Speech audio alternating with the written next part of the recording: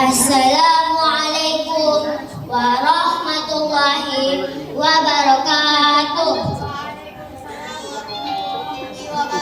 Teman-teman, izinkan saya membawakan puisi yang berjudul Anak Soleh.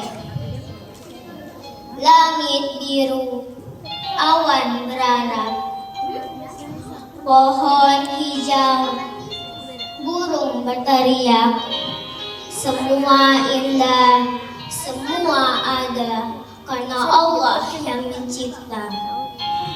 Tangan mungil kaki kecilku bergerak lincah selalu riang. Saat azan terdengar merdu, aku siap laksanakan sembahyang.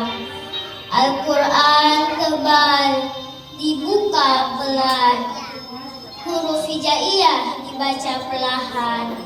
Belajar mengaji semangat selalu agar menjadi anak yang disayang ayah dan ibu.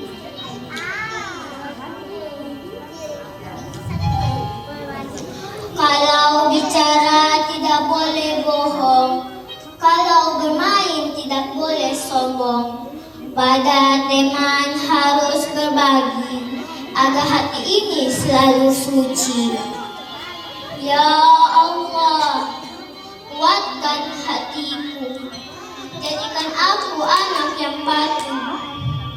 Selalu ingat pesan ayah dan ibu agar kelak masuk surgawi. Wassalamualaikum warahmatullahi wabarakatuh. Tepuk tangan dulu dong.